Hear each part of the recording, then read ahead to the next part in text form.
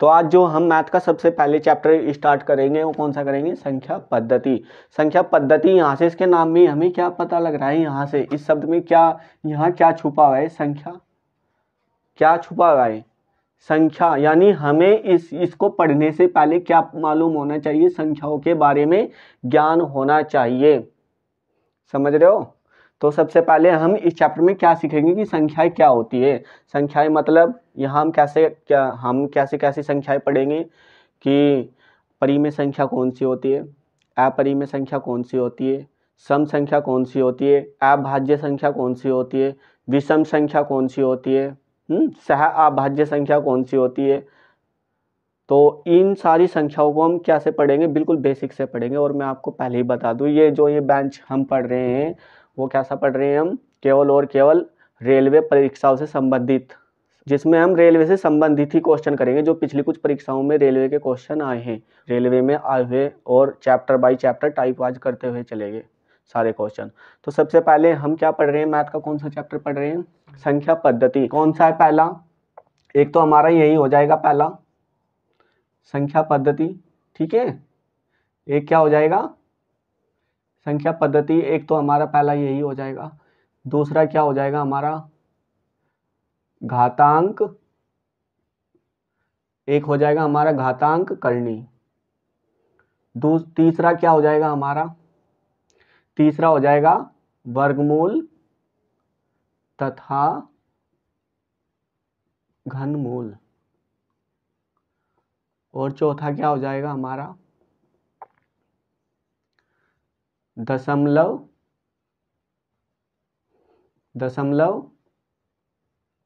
भिन्न। और एक पांचवा चैप्टर जो किससे रिलेटेड है, संख्या पद्धति से रिलेटेड है, लेकिन वो आप लोगों को पता नहीं होगा वो भी किससे रिलेटेड है, पांचवा भी हमारा HCF एंड एलसीएम, ठीक है। लघुत्तम समापवर्तक और महत्तम समापवर्तक हिंदी में। तो ये चैप्टर भी किससे रिलेटेड है हमारा, संख्या पद्धति से।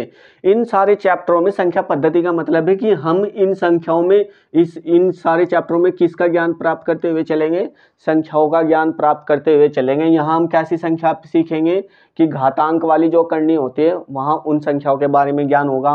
वर्गमूल में कैसे, वर्गमूल और घनमूल में कैसी संख्याओं का ज्ञान होगा, जिनका हम वर्गमूल और घनमूल निकालते हैं जिन संख्याओं का, वहाँ उन संख्याओं का ज्ञान होगा। और दशमलव भिन्न में कैसा ज्ञान होगा, दशमलव वाली संख्याओं का हमें ज्ञान होगा कि दशमलव वाली संख्याओं की गुणा कैसे करते हैं, भाग कैसे करते हैं, जोड़ते कैसे हैं दशमलव वाली को। तो सारी दशमलव वाली संख्या कहाँ सीखेंगे हम, दशमलव भिन्न में, ठीक है। और फिर हम एक हमारा पांचवा चैप्टर है एलसीएम और एचसीएफ, यहाँ भी संख्याओं से रिलेटेड है ये वाला चैप्टर भी। तो कुल मिलाकर के ये 5 के 5 जो चैप्टर है, यदि किसी पेपर का क्वेश्चन, किसी पेपर में 50 नंबर के मार्क आ रहे हैं तो उनमें से ये 5 के 5 चैप्टर 10 से लेकर के 15 नंबर तक आते हैं, ये 5 के 5 चैप्टर, ठीक है। ये 5 के 5 चैप्टर 10 से लेकर के 15 तक आ सकते हैं, कम से कम 10 और ज़्यादा से ज़्यादा 15 तक आ सकते हैं, इसके बीच में कितने भी आ सकते हैं। तो इन 15 जो, यदि कोई हमारा पेपर 50 अंक का है तो उनमें से 15 या 10 नंबर के कौन से चैप्टर आ जाएंगे, उन 50 में से संख्या पद्धति, घातांक करनी, वर्गमूल, घनमूल, दशमलव भिन्न और एचसीएफ और एलसीएम, इनमें से आ जाएंगे हमारे 15 नंबर 50 नंबर में से, या 10 नंबर, ठीक है। तो सबसे पहले हम कौन सा चैप्टर पढ़ेंगे, संख्या पद्धति पढ़ेंगे। संख्या पद्धति, पहले इसको उतार लो, तुम उतारो, उतार लिया ये, ठीक है।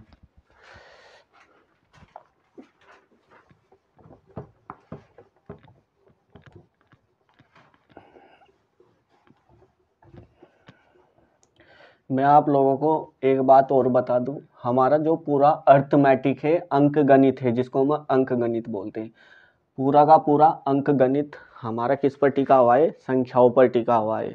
किस पर टिका हुआ है, संख्याओं पर।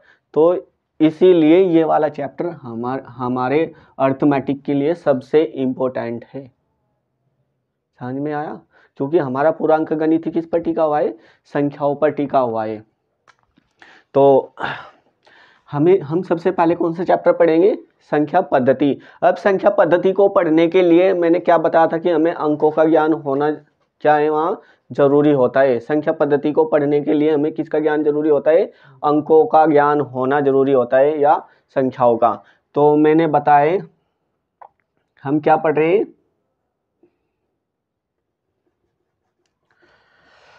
संख्या। तो हमें क्या मालूम होना चाहिए, संख्या क्या होती है। और इंग्लिश में बोलते हैं इसको नंबर्स। तो हमें नंबर्स के बारे में ज्ञान होना चाहिए। अब ध्यान से सुनो, नंबर हमारे दो प्रकार के होते हैं। कितने प्रकार के होते हैं, दो। तो नंबर हमारे दो प्रकार के होते हैं। हम संख्या को दो भागों में विभाजित कर सकते हैं। कितने भागों में, दो भागों में। एक होता है हमारा रियल नंबर और एक होता है हमारा इमेजिनरी नंबर। ठीक है, एक होता है हमारा रियल नंबर और एक होता है हमारा इमेजिनरी नंबर। तो रियल नंबर एक होता है हमारा रियल नंबर, जिसको हम हिंदी में क्या बोलते हैं, रियल को क्या बोलते हैं हिंदी में, वास्तविक। क्या बोलते हैं, वास्तविक संख्या। क्या बोलते हैं, वास्तविक संख्या। तो हमारी दो प्रकार की संख्याएं होती है, एक वास्तविक संख्या होती है और एक काल्पनिक संख्या होती है। और इनको अंग्रेजी में बोलते हैं काल्पनिक को इमेजिनरी नंबर। ठीक है, इमेजिनरी नंबर। और हिंदी में बोलते हैं इसको काल्पनिक संख्या। हाँ, काल्पनिक का अर्थ क्या होता है, इमेजिनरी का अर्थ क्या होता है। रियल का मतलब वास्तविक, जो वास्तव में होती है। रियल का मतलब क्या है, वहां जो वास्तव में जो हम संख्या पढ़ेंगे किसके अंदर, अर्थमेटिक के अंदर पढ़ेंगे। और जो संख्या हम अर्थमेटिक के अंदर नहीं पढ़ेंगे, जो वास्तव में नहीं होती, जिनको केवल हम सपनों में सोचते हैं या हम अपने दिमाग में सोचते हैं कि ऐसी संख्या हो सकती है, लेकिन ऐसा असंभव है कि ऐसी कोई भी संख्या नहीं होती इस प्रकार की। कि ये काल्पनिक का अर्थ ही क्या होता है, जिसको केवल हम मात्र सोचते हो, जो हमारे सामने कभी हुआ ही ना हो, उसको क्या बोलते हैं हम, काल्पनिक बोलते हैं। क्या बोलते हैं उसको, काल्पनिक। बात समझ में आई। तो मैथ के अंदर हम कौन सी संख्या पढ़ेंगे, वास्तविक संख्या पढ़ेंगे। वास्तविक संख्या कौन सी संख्या होती है, वास्तविक संख्या होती है हमारी जिन संख्याओं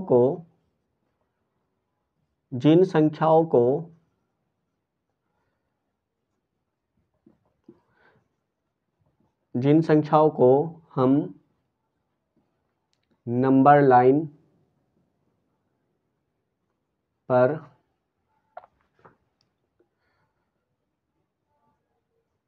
दर्शा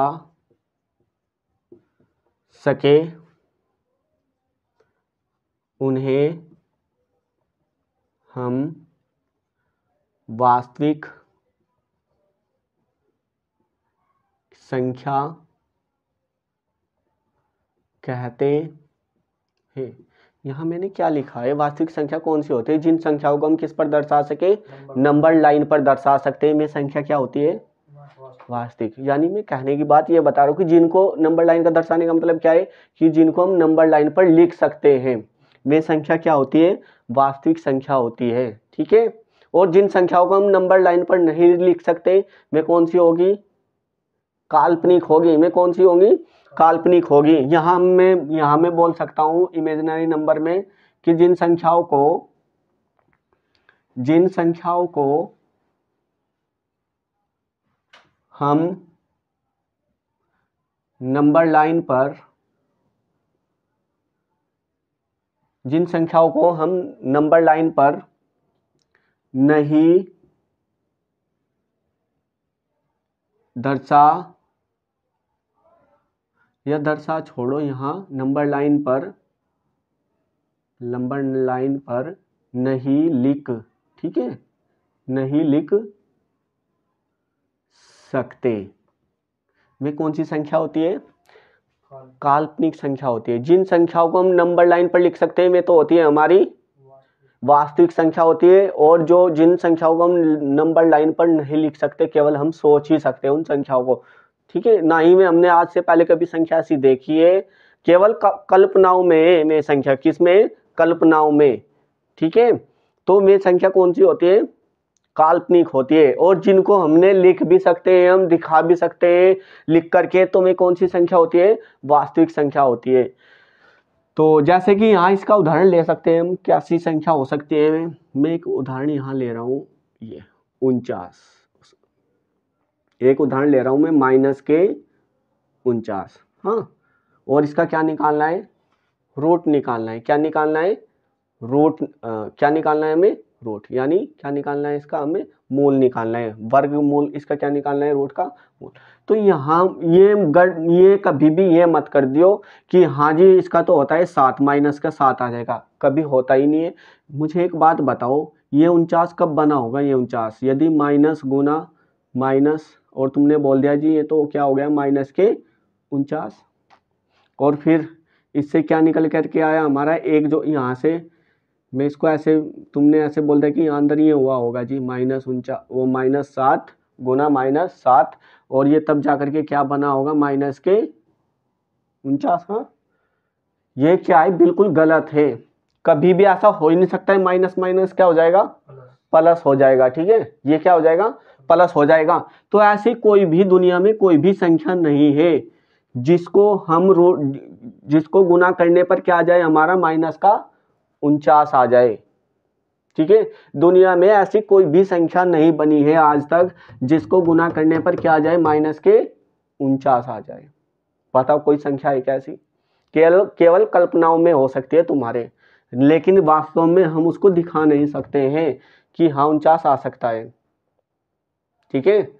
तो जिन संख्याओं को, एक ऐसी संख्या जिसकी, देखो ये वर्ग क्या होता है, वर्गमूल किसको बोलते हैं, इतनी ही उसी संख्या की गुना उसी संख्या में करने पर हमें क्या प्राप्त होना चाहिए, 49 प्राप्त होना चाहिए, यानी 7 की गुना 7 में करने से क्या प्राप्त होना चाहिए, 49। तो ये कैसा है, लेकिन ये तो प्लस का है, कैसा है, प्लस का है। यदि मैं इसको माइनस माइनस करूँ तो तब भी क्या हो जाएगा, ये प्लस का, और यदि मैं एक माइनस और एक प्लस करूँ तब जाकर के क्या हो जाएगा, ये माइनस का। लेकिन एक बात ध्यान से बताओ मुझे, मैंने ये बताया कि जिस संख्या की हम यहाँ गुना करें, यहाँ भी हमें उसी संख्या की गुना करनी चाहिए, तब जाकर के ये आना चाहिए। यहाँ मैंने माइनस की यहाँ प्लस की, या तो मैं यहाँ प्लस की करूँगा या फिर माइनस की करूँगा, क्योंकि दोनों एक ही है। उसी संख्या में गुना करने से वही संख्या प्राप्त होनी चाहिए। ये प्लस का, ये माइनस का, ये प्लस का है, तो वही संख्या कहाँ से हो गई। तो केवल ये कल्पनाओं में है, ये कभी भी रियल में नहीं हो सकता। तो हमारे इमेजिनरी नंबर कैसे होते हैं, जैसे कि 49 और कोमा माइनस के साथ भी ले सकते हैं ऐसे ही, और माइनस के 20 भी। ऐसी कोई भी संख्या नहीं है जिसकी गुना करने पर ये प्राप्त हो हमें, ठीक है। बात समझ में आई। हम कभी भी मैथ में इन संख्याओं को नहीं पढ़ेंगे। कौन सी संख्या पढ़ेंगे हम मैथ में, केवल वास्तविक संख्या पढ़ेंगे। कौन सी संख्या पढ़ेंगे, वास्तविक संख्या पढ़ेंगे। तो उन संख्याओं का मैथ में नहीं प्रयोग करते, ना ही हमने कभी देखी है। तो हम केवल कौन सी संख्या पढ़ेंगे मैथ में, वास्तविक संख्या पढ़ेंगे। बात समझ में आई। उतारो इसको भी जल्दी से।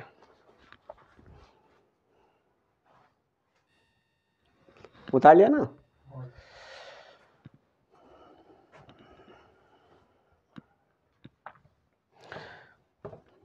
ये समझ में आया ना सारा। अच्छा हाँ, एक बात और, ये यहाँ तुमने क्वेश्चन देखो, जो डाउट हो जरूर पूछो, मैं पहले ही बता दे रहा हूँ। यहाँ कोई भी डाउट हो तुरंत पूछो। यहाँ कुछ बीच में से कोई कुछ भी समझ में ना आया हो तो बताओ। सब कुछ समझ में आया। वास्तविक संख्या कैसी हुई, वास्तविक संख्या में, वास्तविक संख्या वही तो बताऊंगा अभी मैं। वास्तविक संख्या कैसी होती है, यहाँ मैंने क्या लिखा है, जिन संख्याओं को हम नंबर लाइन पर दर्शा सकते हैं, या फिर क्या कर सकते हैं, उसको नंबर लाइन पर लिख सके, ठीक है, उन संख्याओं को क्या बोलते हैं हम, वास्तविक संख्या। तो मैं यही बात बताने वाला था। चलो बहुत अच्छा। तो नंबर लाइन पर ही दर्शा सकते हैं हम उन संख्याओं को। हाँ, तो नंबर लाइन होती क्या है, ये क्या है, यहाँ नंबर लाइन है, ठीक है। ये क्या बना दी मैंने, यहाँ एक नंबर लाइन बना दी।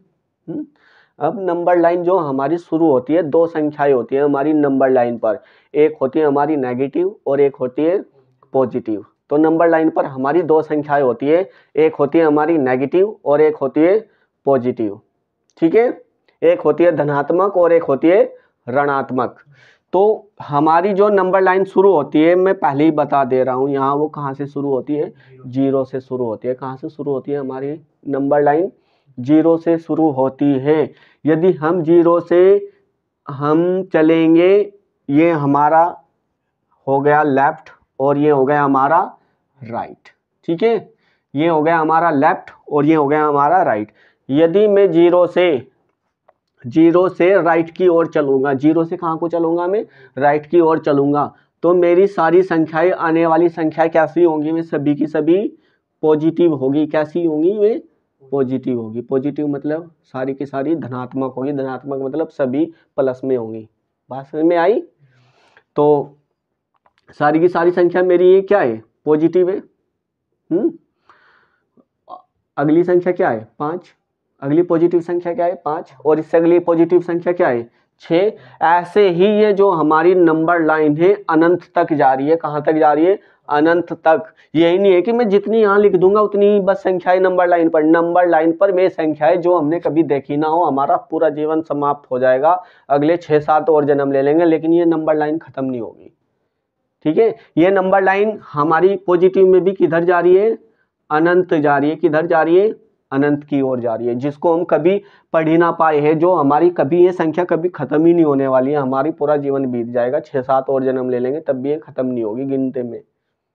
ठीक है, तो ये सारी की सारी संख्या क्या है, अनंत है, पॉजिटिव में भी। और ऐसे ही मैं इधर बता दे रहा हूँ, ऐसे ही हमारी जब हम जीरो से किधर को चलेंगे, लेफ्ट की ओर चले गए, यानी हम किधर चलेंगे, बाईं ओर चलेंगे, तो क्या होगी हमारी, इधर जीरो से इधर कौन सी संख्या होगी, माइनस क्या 1, और इधर क्या होगी माइनस का 2, और इधर क्या होगी माइनस का 3, और इधर क्या होगी माइनस का 4, और इधर क्या होगी ऐसे ही हमारी माइनस का 5।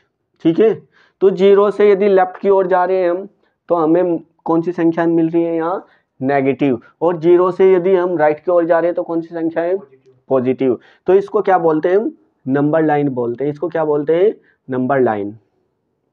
ठीक है, ये भी कैसी है, अनंत तक है। ये कैसी है, अनंत तक है। बात समझ में आई सभी के। मैंने ये बताया है कि जिन संख्याओं को हम नंबर लाइन पर दिखा सकते हैं, लिख सकते हैं, वे सारी की सारी संख्याएं क्या होती है, बताओ जरा, कौन सी होती है, वास्तविक होती है। वे सारी की सारी संख्याएं क्या होती है, वास्तविक होती है। तो ये माइनस वाली भी ये मत समझ लो अब कि ये वास्तविक नहीं है, माइनस की भी कैसी संख्या है, वास्तविक है। लेकिन यहाँ ये मत बोल दो कि आपने तो जी माइनस का बताया था तो ये रूट वाली क्यों नहीं है। ये रूट वाली इसलिए नहीं है कि क्योंकि रूट के अंदर वे संख्या आती है जिसकी गुना करने पर, उस एक संख्या की गुना करने पर, दोबारा से उसी संख्या में गुना करने पर जो संख्या प्राप्त होती है उसको हम रूट के अंदर लेते हैं। ठीक है, तो यहाँ ऐसी कोई संख्या है ही नहीं दुनिया में कि जिसकी गुना करने, जिस संख्या की 2 बार गुना करने पर क्या मिले हमें, माइनस का 49 मिले। लेकिन ये कैसी संख्या है, यहाँ माइनस की है। तो माइनस में भी तो हमारे पास में संख्या होती है, तो ये संख्या भी कैसी है, माइनस में। इनको भी हम किस में दिखा सकते हैं, नंबर लाइन पर। तो ये संख्या जिनको हम पॉजिटिव और नेगेटिव में लिखते हैं, वे संख्या कौन सी होती है, हमारी रियल नंबर होते हैं, वास्तविक संख्या होती है। अब दुनिया की सारी जितनी भी संख्याएं जिनको हम लिख सकते हैं, चाहे कोई भी हो वो दुनिया की संख्या, में सारी की सारी संख्या क्या है, वास्तविक है। और उनको हम किस पर लिख सकते हैं, नंबर लाइन पर लिख सकते हैं। हाँ, कहाँ लिख सकते हैं, नंबर लाइन पर। अब ये तुम ये बोलने लगो कि जी यहाँ तो माना कि मेरा ये हुआ 0.2225 ये हुआ, और तुम बोलने लगो कि जी कहाँ आएगा, ये वास्तविक है कि नहीं है। अभी अभी मैंने क्या बताया, ये 2.25 कहाँ आएगा, 2 के और 3 के बीच में आएगा कि नहीं, यहाँ नंबर लाइन पे तो दर्शा सकते हैं कि नहीं इसको। तो ये कहाँ आया होगा, लगभग 2 से थोड़ा कहाँ आया होगा, थोड़ा सा आगे यहाँ आया होगा। ये 2.5, ये 2.25 कहाँ आया होगा, थोड़ा 2 से आगे और 3 से पहले। बात समझ में आ रही है ना। तो जिन संख्याओं को हम नंबर लाइन पर दर्शा सकते हैं वे संख्या कैसी होती है हमारी, वास्तविक संख्या होती है। कौन सी होती है वे, वास्तविक संख्या होती है। और अभी मालूम हो गया नंबर लाइन क्या होती है और वास्तविक संख्या कौन सी होती है, मालूम हो गया। माना कि यहाँ हुआ मेरा मैं यहाँ लिख रहा हूँ 10 और 10 को भाग देना है मुझे 20 से। 10 को भाग देना है 20 से, तो ये कितना हो जाएगा।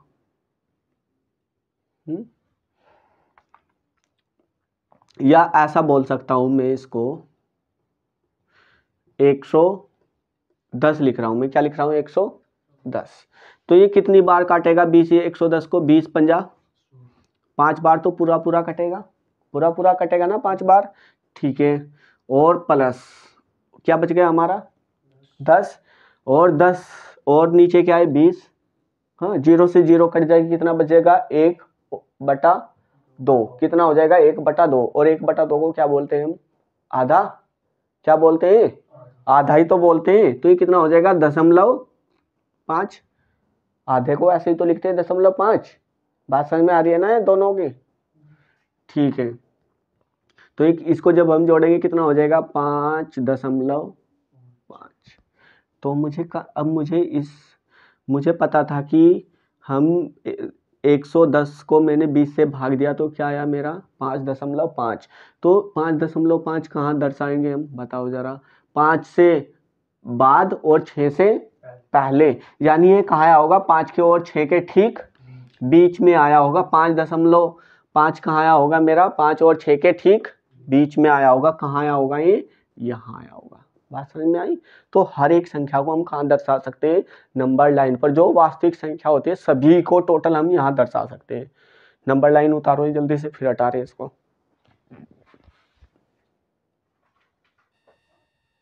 ये उतार लिया ना।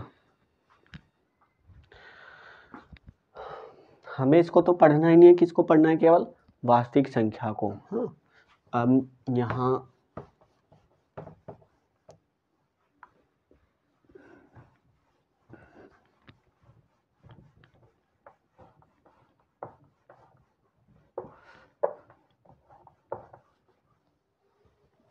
समझ में तो आ रहा ना, कुछ ऐसा तो नहीं बता दिया कि सर से ही उड़ गया हो। आया ना।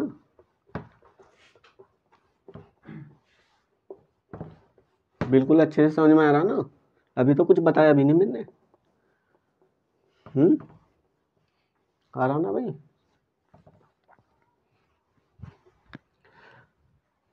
अब आप लोग ध्यान यहाँ दो। मैंने क्या बताया था कि हम कौन सी संख्या पढ़ेंगे, वास्तविक संख्या पढ़ेंगे।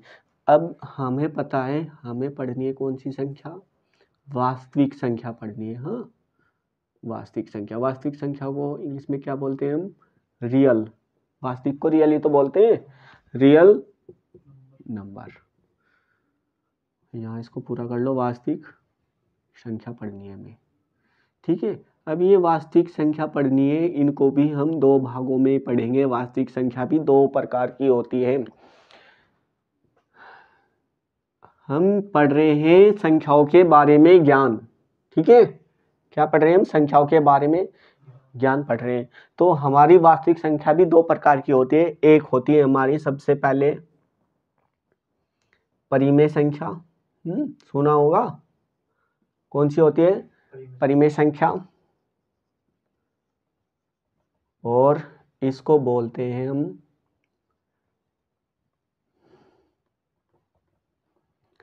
Rational number. ठीक है, रेशनल नंबर। बात समझ में आई। ठीक है, और एक होती है हमारी अपरिमेय संख्या। एक कौन सी होती है हमारी, अपरिमेय संख्या, और इसको बोलते हैं हम इरेशनल नंबर। हाँ, इरेशनल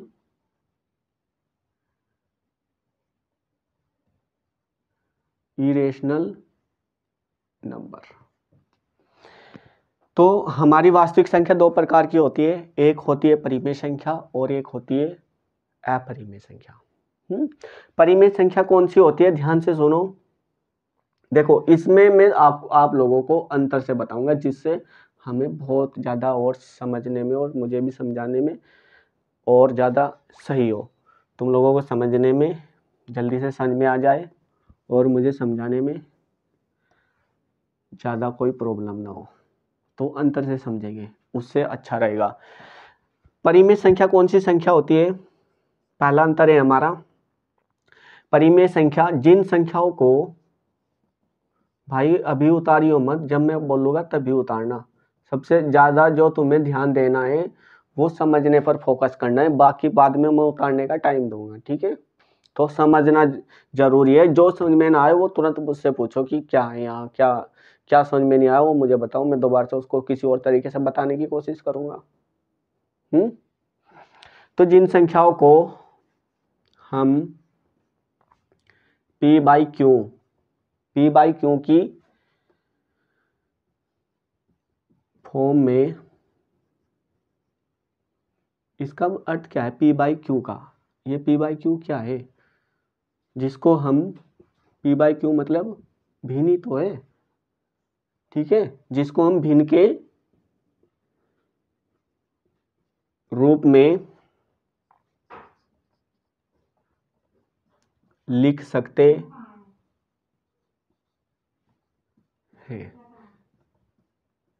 जिन संख्याओं को हम P बाई क्यू मतलब भिन्न के रूप में लिख सकते हैं, में कौन सी संख्या होती है, परिमेय संख्या होती है। अब भिन्न तो पता ही होगा कौन किससे बोलते हैं भिन्न, बताओ, ये नहीं पता है तो बताओ, पता नहीं है, भिन्न बोलते हैं हम किसको, एक होती है हमारी भिन्न किसको बोलते हैं, आप लोगों को मैं पहले बता दूं यहाँ, भिन्न किसको बोलते हैं, जो किसके रूप में हो, अंश और किसके रूप में हो, हर के रूप में। क्या होती है ये भिन्न किसको बोलते हैं, जो अंश और हर के रूप में होती है। उदाहरण के तौर पर यहाँ जैसे कि यहाँ मैं ले रहा हूँ 2/3, तो इसको क्या बोल रहा हूँ मैं, अब बात समझ में आई, भिन्न किसे बोलते हैं।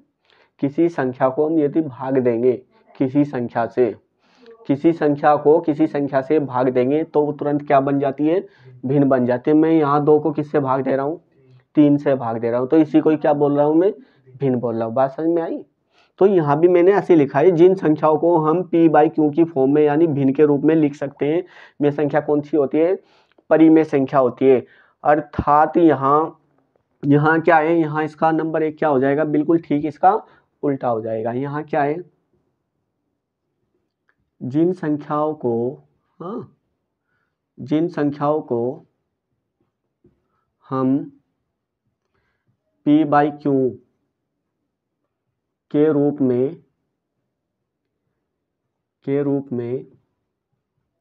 नहीं लिख सकते, उनको क्या बोलते हैं, हम अपरिमेय संख्या बोलते हैं। जिनको हम भिन्न के रूप में नहीं लिख सकते, जिन संख्याओं को हम भिन्न के रूप में नहीं लिख सकते, उनको क्या बोलते हैं, हम अपरिमेय संख्या बोलते हैं। बात समझ में आई। और जिनको हम भिन्न के रूप में लिख सकते हैं, वे संख्या कौन सी होती है, परिमेय संख्या होती है। और इसकी कुछ और कंडीशन भी है, P और Q दोनों क्या होने चाहिए, पूर्णांक होने चाहिए। क्या होने चाहिए, पूर्णांक हो, दोनों क्या हो, ये P और Q क्या हो, दोनों के दोनों पूर्णांक हो। और दूसरी बात यहाँ और कंडीशन क्या है P और Q की, Q बराबर नहीं होना चाहिए किसके, ये P थोड़ा ही लिखा मैंने, 0 है। Q किसके बराबर नहीं होना चाहिए, 0 के। यानी Q किसको भाग दे रहा है, P को। यहाँ ये भिन्नी तो लिखी है मैंने, बस इसको मैंने ऐसे कर दिया है, ये भी भिन्नी होती है, ठीक है। तो क्योंकि इसको भाग दे रहा है P को, तो यहाँ से कुछ समझे नहीं क्या तुम, कि जिस संख्या से मैं भाग दूंगा, ठीक है, जिस संख्या से मैं भाग दूंगा वो किसके बराबर नहीं होना चाहिए, 0 नहीं होनी चाहिए वो संख्या। कि मैं ये बोल रहा हूँ कि यदि मैं 1 को भाग देने लग जाऊं क्या, 0 से, तो ये वाली कंडीशन नहीं होनी चाहिए वहाँ, ठीक है। ये यहाँ शर्त है इसकी, कि ये क्यों क्या नहीं होना चाहिए, जीरो नहीं होना चाहिए। बात समझ में आई? ठीक है, वेरी गुड। और यहाँ इसके कुछ उदाहरण देख सकते हैं हम कि उदाहरण कैसी है में संख्या भिन्न कैसी है। जैसे कि उदाहरण में यहाँ लिख रहा हूँ, कुछ उदाहरण ले लो यहाँ इसके परिमेय संख्या के। ठीक है, तो परिमेय संख्या के उदाहरण जैसे कि 1/3, ये कैसी संख्या है? परिमेय संख्या है। कैसी संख्या है? मैं परिमेय में लिख रहा हूँ तो परिमेय ही होगी। और मैंने बताया भी था कि जिसको हम किसके रूप में लिख सके, भिन्न के रूप में। तो ये भिन्न के रूप में लिख लिया है कि नहीं मैंने यहाँ? तो ये कैसी हो गई? 1/3 भी परिमेय संख्या हो गई। या फिर 1/4, या फिर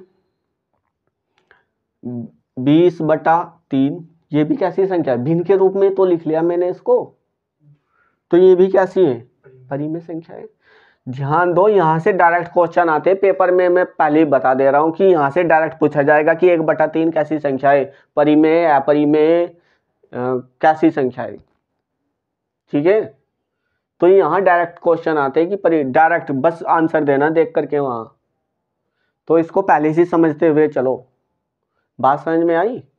और यहाँ हम बिल्कुल संख्या पद्धति को बिल्कुल बेसिक से पढ़ रहे हैं, इससे बेसिक कुछ नहीं हो सकता है। और इसका मैं चाहता तो डायरेक्ट यहाँ तुम्हें संख्या पद्धति के क्वेश्चन करवाने लगता, और जिससे फिर क्या होते तुम वहाँ कंफ्यूज हो जाते कि हमने तो, आप बोलते कि सर हमने तो पढ़ी ही नहीं, सम संख्या कौन सी होती है, विषम संख्या कौन सी होती है, भाज्य संख्या कौन सी होती है, परिमेय संख्या कौन सी होती है, अपरिमेय संख्या कौन सी होती है, क्या करें यहाँ। ठीक है, मैं तुम्हारी कंडीशन को देख करके कि हाँ मैं यही मान करके चल रहा हूँ कि तुम लोगों पे बिल्कुल जीरो आता है। ठीक है, इसलिए मैं बिल्कुल शुरू से पढ़ा रहा हूँ। तो परिमेय संख्या कौन सी होती है जिनको हम भिन्न के रूप में लिख सकते हैं। और यदि मैं ऐसे लिखने लगूँ 10.3 और इसको पूछने लगूँ कि ये परिमेय संख्या है क्या, परिमेय संख्या ये कैसी संख्या है? परिमेय संख्या है। क्यों ये परिमेय संख्या? क्योंकि यहाँ से दशमलव हटाएंगे, नीचे जहाँ दशमलव होती है उसकी जगह लिखते हैं 1, और जहाँ दशमलव के पीछे जितने भी अंक होते हैं उतनी क्या लगा लेते हैं? 0। तो ये 10 भिन्न में बदल गई कि नहीं? तो 10.3 भी क्या था? यहाँ परिमेय संख्या थी। बात समझ में आई? और हमने पढ़ा है कि हम परिमेय संख्या को किसके रूप में लिखते हैं? भिन्न के रूप में। तो भिन्न हो गई अभी। और सुनो, यदि कोई संख्या ऐसे होती माइनस में होती तो फिर क्या आप बोलते? क्या ये परिमेय संख्या है? ऐसे बोलते? हाँ ये परिमेय संख्या है, क्योंकि किसके रूप में लिखी है? भिन्न के रूप में लिखी है, अंश और हर के रूप में। ठीक है, तो ये कैसी संख्या है? परिमेय संख्या है। ठीक है, और मैं बोलने लगूं कि बताओ √25 कैसी संख्या है, फिर क्या करोगे? ये भी परिमेय संख्या है। क्यों है परिमेय संख्या? सुनो, √25 को का जो हम वो निकालेंगे, किसका वर्ग होता है √25? किसका होता है? 5 का। किसका होता है? 5 का। तो इसका वर्गमूल क्या हुआ? 5 हुआ। 5 हुआ ना, तो बाहर क्या आ गया? 5। तो 5 कैसी संख्या है? परिमेय संख्या, क्योंकि हम इसको भिन्न के रूप में लिख सकते हैं। नीचे एक लिख सकते हैं इसके, जिस संख्या के हर में कुछ नहीं होगा वहां क्या मान लेते हैं हम? 1 ले लेते हैं। तो ये भिन्न हो गई कि नहीं? ठीक है, और ये बोलने लगूं कि ये 3 कैसी संख्या है? परिमेय संख्या है, क्योंकि यहाँ 1 लिख सकते हैं। बात समझ में आ रही है ना? और मैं आपसे ये पूछने लगूं, अभी ध्यान से सुनते हुए चलो, मैं आपसे पूछने लगूं यहाँ 27,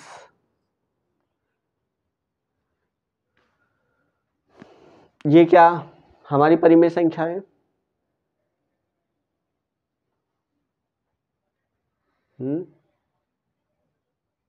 तो 27 का क्यूब क्या होगा? यहाँ 27 का क्यूब क्या होता है? 3। क्या होता है? 3। तो 3 कैसी संख्या है? परिमेय संख्या है। बात समझ में आई? 27 का क्यूब क्या होता है? 3। तो 27 का घनमूल बोलते हैं हम। क्यूब को क्या बोलते हैं? घनमूल। तो 27 का घनमूल क्या होता है? 3 होता है। तो ये भी कैसी संख्या है? हाँ जी, ये 27 भी परिमेय संख्या है। हाँ जी, ये 25 भी क्या है? परिमेय संख्या है। हो जाएगी ऐसे। या फिर मैं यहाँ और भी कुछ संख्या, चलो, या मैं बोलने लगूँ आप लोगों को कि जी ये 0.77777 7 और ये अनंत तक जा रहा है। और आपसे बोलने लगूँ दशमलव के बाद ये अनंत तक रिपीट हो रहा है। 7 7 बार आ रहा है, बार बार आ रहा है, रिपीट हो रहा है। और मैं पूछने लगूँ कि ये बताओ ये परिमेय संख्या है क्या? तो हम इसको भी क्या बोलेंगे? हाँ जी ये परिमेय संख्या है। क्यों है ये परिमेय संख्या? क्योंकि जो संख्या रिपीट होती है, ध्यान से सुनो, जो संख्या रिपीट होती है उस पर क्या लगा लेते हैं हम? एक बार लगा लेते हैं। क्या लगा लेते हैं? बार। और बार लगाने के बाद तुरंत उसके नीचे क्या लिखते हैं हम? 9 लिखते हैं। क्या लिखते हैं? 9। तो एक बार की जगह क्या लिखते हैं? एक 9 लिखते हैं। बात समझ में आई? यदि 2 संख्याओं पर बार होता तो फिर वहां कितने 9 लिखते? फिर हम 2 9 लिखते, यानी 99 लिखते हैं। यहाँ कितनी संख्या पे बार है? क्योंकि एक संख्या बार बार रिपीट हो रही है तो एक ही संख्या पर बार लगाएंगे। ये हम इसको आगे पढ़ेंगे अच्छे से। अभी केवल इतना समझो कि ये भी क्या है? परिमेय संख्या है। बात समझ में आई? इसको अच्छे से हम अंदर से पढ़ेंगे। या ये संख्या एक ही नहीं रिपीट हो सकती है, ऐसे भी हो सकती है। दशमलव के बाद 3 2 3 2 3 2, तो ये किस रूप में जा रही है? डबल जोड़े के रूप में क्या हो रही है? रिपीट हो रही है। हाँ, यहाँ एक अंक ही क्या हो रहा था? रिपीट हो रहा था। यहाँ 2 अंक क्या हो रहे हैं? रिपीट हो रहे हैं। तो मैंने अभी तो बताया था ये कैसी संख्या है? ये भी परिमेय संख्या है। क्यों है ये परिमेय संख्या? क्योंकि यहाँ मैं 3 पर क्या, 3 और 2 पर क्या लगा लूंगा? बार। और यहाँ 2 अंकों पर बार है तो यहाँ नीचे क्या लिख लूंगा? 99। ठीक है, सुनो अब यहाँ आते हैं अपरिमेय संख्या कौन सी होती है। तो अपरिमेय संख्या कौन सी होती है? मैंने बताया जिन संख्याओं को हम नंबर लाइन जिन संख्याओं को हम p/q की फॉर्म में नहीं लिख सकते, अर्थात जिन संख्याओं को हम भिन्न के रूप में नहीं लिख सकते, उन संख्याओं को क्या बोलते हैं? हम अपरिमेय संख्या बोलते हैं। ठीक है, जैसे ये संख्या कौन सी होती है? ये संख्या होती है 7 और ऐसी हमारी 2, ऐसी हमारी √3 और ऐसी हमारी क्या होगी? √5 और ऐसी हमारी क्या होगी? √7। 7 तो हो गया, √11 और आदि। ये संख्या क्या है हमारी? सारी की सारी अपरिमेय संख्या है। कौन सी है? अपरिमेय संख्या। क्यों है ये अपरिमेय संख्या? क्योंकि यहाँ कोई भी संख्या नहीं है जिनको गुना करने पर क्या आ जाए? हमारा √7 आ जाए। 7 नहीं है, रूट क्या आ जाए? 7 आ जाए। ऐसी कोई भी संख्या नहीं है। देखो मतलब ऐसी कोई भी संख्या क्या नहीं है कि जिसको गुना करने पर क्या आ जाए? हमारा √7 आया हो। तो इन संख्याओं को क्या बोलते हैं? हम अपरिमेय संख्या बोलते हैं। जैसे कि अर्थात मैं यहाँ ये भी बोल सकता हूँ कि ये कौन सी संख्या है? सबसे पहले ये समझ लो ये कौन सी संख्या है। सारी की सारी जो मैंने लिखी है ये कौन सी संख्या है? जैसे कि 7 3 और एक क्या थी? 2 और 5 और एक क्या लिखी मैंने? 11। ये सब की सब संख्याएं कौन सी संख्या है? इनको बोलते हैं अभाज्य संख्या। इनको क्या बोलते हैं? हम अभाज्य संख्या। इनको क्या बोलते हैं? हम अभाज्य संख्या। यदि अभाज्य संख्याओं का, अर्थात मैं ये बता रहा हूं, यदि अभाज्य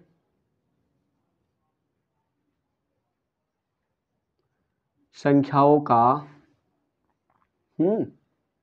अभाज्य संख्याओं का हम वर्गमूल, ये वर्गमूल ही तो है, वर्गमूल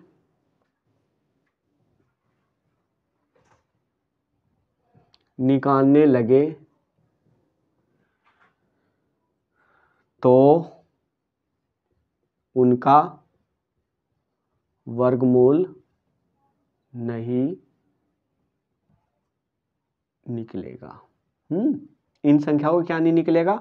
7 का, √7 का, √2 का, √3 का, √5 का, √11 का क्या नहीं निकलेगा? वर्गमूल नहीं निकलेगा। इनका कोई भी वर्गमूल नहीं होता। ये इसका मतलब अर्थात क्या बताया जा रहा है? जब हम इनका वर्गमूल निकालने बैठेंगे तो ये कैसी संख्या बनेगी? ये कैसी संख्या बनेगी? ध्यान से सुनो, अशांत, कैसी बनेगी? अशांत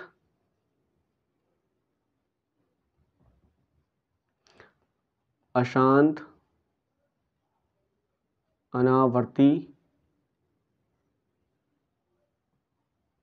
दशमलव संख्या। ये कैसी संख्या बनेगी? अशांत दशमलव अनावर्ती संख्या बनेगी। कौन सी संख्या बनेगी? यदि हम इनका क्या निकालने लगेंगे? वर्गमूल निकालने लगेंगे। यहाँ किसी को कोई डाउट पूछो, क्या पूछना है इसमें से? अशांत दशमलव संख्या कौन सी होती है? अशांत दशमलव संख्या वे होती है जो रिपीट ना हो और कभी भी शांत नहीं हो, दशमलव के बाद शांत नहीं हुई हो। जैसे यहाँ शांत नहीं हुई थी, दशमलव के बाद क्या सात, ये जो हमारा रिपीट हो रहा था 7 7 7 7 7, तो ये दशमलव के बाद शांत हुआ नहीं ना, अनंत तक जा रहा है, ऐसे ये कटता हुआ चला जाएगा। यदि हम इसको काटने लगे तो ये तब भी कटता हुआ जाएगा, ये कभी भी समाप्त नहीं होगा। ऐसे ही यहाँ है, ये भी क्या है? अशांत है, लेकिन ये क्या है? अनावर्ती है। इनका क्या होगा? जैसे यहाँ रिपीट हो रही थी, ये संख्या क्या नहीं होगी? यहाँ रिपीट नहीं होगी, तो उनको हम किस में रखेंगे? अपरिमेय संख्याओं में रखेंगे। जैसे कि उदाहरण के तौर पर दशमलव मैंने यहाँ लगाई, ठीक है, और ये रिपीट नहीं होंगी किसी भी तरीके से। यहाँ 2 आ गया, फिर दशमलव के बाद 2, यहाँ 1 आया, फिर 2 बार कटी कोई भी संख्या किसी संख्या से, फिर 3, फिर ऐसे ही 5 आया, फिर 7 आया, फिर 9 आया, हाँ, और फिर से 2 आ गया, 5 आ गया। तो ये किसी भी तरीके को क्या नहीं कर रही है? फॉलो नहीं कर रही है, रिपीट नहीं हो रही है, किस अपनी मर्जी से कटती हुई जा रही है किसी भी तरीके से। दिखाई दे रहा है? 1 बार कटी, 2 बार कटी, 3 बार कटी, 5 बार कटी, दशमलव के बाद 7 9 2, ये किसी भी उसको फॉलो नहीं कर रही है। तो ये अशांत तो है, लेकिन क्या हो रही है? ये अनावर्ती हो रही है। मतलब ये बार बार क्या हो रही है? इनका क्या नहीं हो रहा है? कोई भी ये संख्या रिपीट नहीं हो रही है। क्या नहीं हो रही है? रिपीट नहीं हो रही है। रिपीट हो रही है यहाँ? किसी भी संख्या ऐसी कटती हुई जा रही है अपनी मर्जी से, अनंत तक जाएगी। ये भी कहाँ तक जाएगी? अनंत तक जाएगी। तो हम अर्थात मैं ये कह सकता हूँ कि हमारी जो अशांत अनावर्ती दशमलव संख्या होती है, वे कौन सी होती है? अपरिमेय। अर्थात मैं यहाँ ये कह सकता हूँ कि जो हमारी अशांत दशमलव बट क्या हो रही हो? रिपीट हो रही हो, उसको किस श्रेणी में रखेंगे हम? रेशनल नंबर में रखेंगे। बात समझ में आई? दोनों के उतारो। ये तो यार यहाँ दिखाई भी नहीं दे रहा।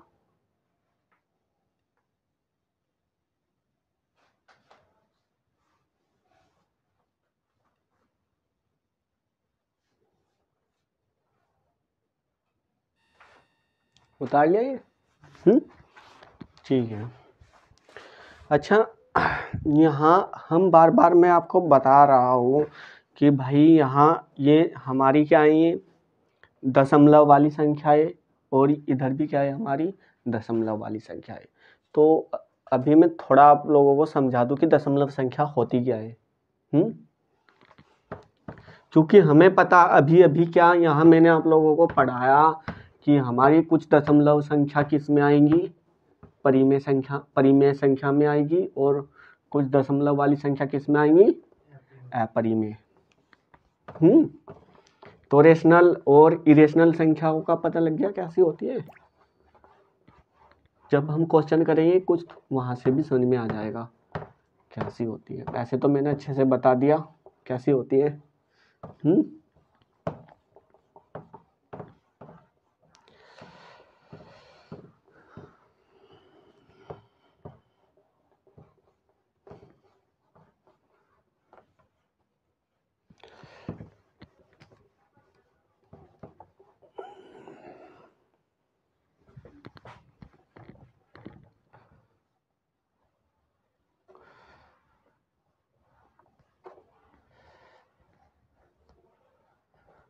पहले इसको पूरा कर लो। हाँ,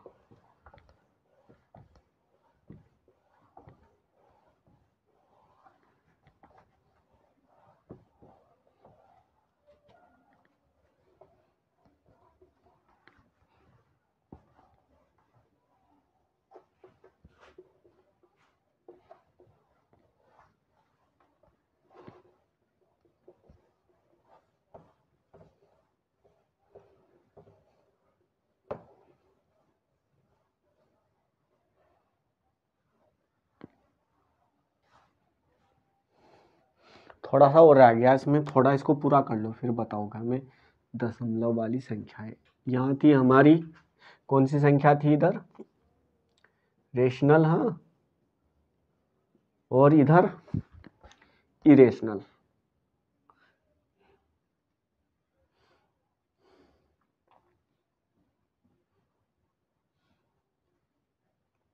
मतलब परिमेय और अपरिमेय। तो यहाँ कुछ और भी महत्वपूर्ण इसमें कुछ बातें हैं परिमेय संख्या में। सभी पूर्णांक संख्या परिमेय संख्या होती है।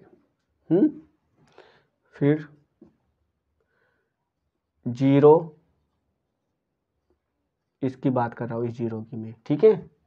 0 भी एक परिमेय संख्या है, ठीक है। दूसरा, पाई का मोस्ट इंपॉर्टेंट, पाई का 22/7, ठीक है। पाई का 22/7 मान, ठीक है। क्या लिखा मैंने, 22/7, क्योंकि पी बाई क्यू की फॉर्म में लिखा है। पाई का ही तो, पाई का मान क्या होता है 22/7। ये तो पढ़ा होगा या पढ़ा नहीं, पढ़ा है। बाई का मान भी परिमेय संख्या होता है। पाई का 22/7 मान भी क्या होता है, परिमेय संख्या होता है। लेकिन इधर इरेशनल में ध्यान दो, यहाँ यदि मैं पाई को लिख रहा हूं और उसने पूछ लिया कि पाई क्या है, तो पाई क्या होता है, पाई एक अपरिमेय अपरिमेय संख्या है। यदि पाई का मान पूछेगा कि 22/7 क्या है, तो 22/7 क्या है, परिमेय संख्या। लेकिन उसने ये पूछ लिया कि पाई क्या है, तो पाई क्या है, अपरिमेय संख्या। क्यों है अपरिमेय संख्या, क्योंकि हमें पता है कि पाई का जो मान होता है, जब हम पाई का 22/7, ये क्या होता है, ये पाई का क्या, जो पाई का मान होता है, जब हमें पता है 3.141, तो क्या होता है, और ऐसे ही कुछ लगभग ऐसे ही कटता हुआ जा रहा है, वो अनंत तक जा रहा है। किस तक जा रहा है, अनंत तक जा रहा है पाई का मान, ठीक है। कहाँ तक जा रहा है, अनंत तक। आज भी रिपीट है, कभी भी खत्म नहीं होगा पाई का मान। यदि हम निकालने लगे तो पाई का मान दशमलव के अंकों में क्या है, 3.141। बात समझ में आई। तो इसलिए क्या है, पाई एक क्या है, अपरिमेय संख्या, क्योंकि ये कहाँ तक जा रही है, अनंत तक जा रही है, आज भी जा रही है। तो पाई क्या हो गई, एक अपरिमेय संख्या हो गई। और पाई का 22 मान क्या हो गया, परिमेय संख्या हो गया। तो यदि मैं 7 से किसको भाग दूं, 22 से, तो फिर क्या मिलेगा मुझे। हमने ये देखो, ध्यान से सुनो, ये जो ये 22/7 मान है ना, ये हमने यहाँ से लिया है, कहाँ से लिया है, 3.41 से लिया है। ये 22/7 मान है, लगभग पाई का, हमने जो ये पाई का मान है, ये 22/7 क्या है, ये लगभग मान है। इसको क्या मान लिया है हमने, लगभग माना है, ठीक है। कि लगभग पाई का मान कितना होता है, 22/7 होता है, ठीक है। लगभग कितना होता है पाई का मान, 22/7 होता है। और जब हमें पता है कि जब हम किसी संख्या को फ्रैक्शन में लिखते हैं, वो किस में लिखते हैं हम, परिमेय संख्या में लिखते हैं उसको। किस में लिखते हैं, परिमेय में। और लेकिन जब मैं उसको सही से ज्ञात करूंगा तो कैसे कटेगा, ये 3.41 ऐसे ही अनंत तक जा रहा है फिर कटते हुए। तो जो संख्या कभी भी, मतलब कभी भी टर्मिनेट नहीं होती है, मतलब रिपीट, जो कभी भी संख्या क्या नहीं होती है, खत्म नहीं होती है, तो उन संख्याओं को किस में रखते हैं हम, अपरिमेय में रखते हैं। तो अभी ध्यान से सुनो, अभी और भी है इसमें। और क्या यहाँ हमने क्या पढ़ा था, शांत दशमलव, ठीक है। शांत दशमलव भी क्या होती है, जब शांत हो जाएगी तो क्या कैसी संख्या होगी, शांत दशमलव भी क्या होती है, शांत दशमलव संख्या भी क्या होती है, परिमेय होती है, परिमेय संख्या। हाँ, शांत दशमलव अभी तो बताई थी मैंने, जैसे कि मैं यहाँ लिख दूँ 3.21, तो शांत तो हो गई दशमलव के बाद ही, पूर्ण तरीके से क्या हो गई है, भाग हो गई, ठीक है, शांत हो गई। अब इससे आगे कुछ नहीं भाग होगा, तो पूर्ण तरीके से कट गई है, तो ये कैसी संख्या है, परिमेय संख्या, शांत हो गई दशमलव के बाद। दूसरी बात यही, अशांत, ध्यान से सुनो, अशांत, हाँ, अशांत दशम, इसको ऐसे लिखो, अशांत पुनर्वर्ती, ठीक है, पुनर्वर्ती, अशांत पुनर्वर्ती संख्या।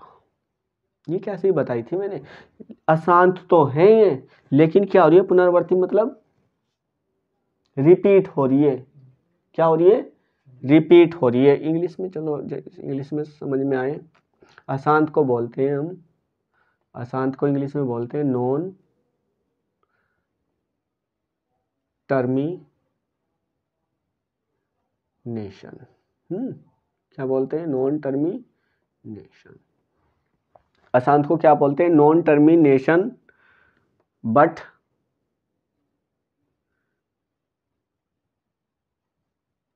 Repeating number. मतलब अशांत तो है, लेकिन क्या हो रही है, में बार बार रिपीट हो रही है में नंबर। जैसे कि उदाहरण के तौर पर मैं यहाँ लिख सकता हूँ 0.666666। अशांत तो है, अनंत तक तो जा रही है, लेकिन क्या हो रही है में संख्या रिपीट हो रही है। ऐसी संख्याओं को भी हम कहाँ लिखेंगे, परिमेय संख्या में लिखेंगे, क्योंकि यहाँ हमें पता है कि हम परिमेय संख्या में उनको लिखते हैं जिनको हम भिन्न के रूप में लिखते हैं। तो इसको भिन्न के रूप में लिखेंगे तो जो संख्या रिपीट होती है उस पर लगा लेते हैं बार, और बार लगाने हटाना है तो हम क्या लिखते हैं उसके नीचे, ठीक है, क्या लिखते हैं, तो ये भिन्न में लिखी गई। तो ये भी हमारी है, मैं इसीलिए यहाँ क्या लगा दिया, इस पर बार लगा दिया। अब बार को ये होता है कि ये बार का अर्थ ये होता है कि ये संख्या क्या हो रही है जिस पर बार लगा होता है कि ये रिपीट हो रही है, क्या हो रही है, ये रिपीट हो रही है, बार का अर्थ ये होता है। और यदि हमें बार हटाना होता है तो क्या करते हैं हम, बार हटाएंगे तो यहाँ 6 लिखेंगे और नीचे 9, फिर ऐसे लिखते हैं इसी संख्या को। बात समझ में आई, आगे पढ़ेंगे जब हम ये बार वाले क्वेश्चन करेंगे तब अच्छे से समझ में आएगा। और ऐसे ही यहाँ है, यहाँ अपरिमेय संख्या कौन सी होती है देखो अपरिमेय संख्या कौन सी होगी, अशांत, हाँ, अशांत अनावर्ती, हाँ, अनावर्ती दशमलव संख्या। और इंग्लिश में बोलेंगे हम इसको अशांत, अभी तो बोला था मैंने, non repeating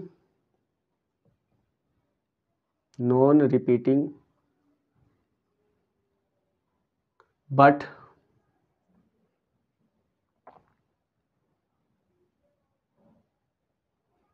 no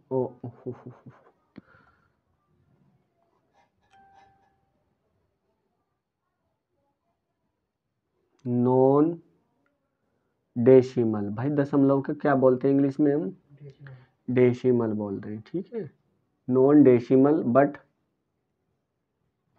but no repeating, हाँ, नो रिपीटिंग नंबर। तो मैंने ये बताया कि जो हमारी अशांत दशमलव होगी, जो हमारी संख्या अशांत दशमलव होगी, क्या होगी, अशांत दशमलव होगी, बट क्या होगी, वे नो रिपीट हो रही हो, रिपीट नहीं हो रही हो, तो उनको हम किसके अंदर रखेंगे, अशांत किस में रखेंगे उसको हम, अपरिमेय में रखेंगे, किस में रखेंगे, अपरिमेय संख्या में रखेंगे, ठीक है, अपरिमेय संख्या में रखेंगे। और यहाँ भी इसको सही कर लो, अशांत,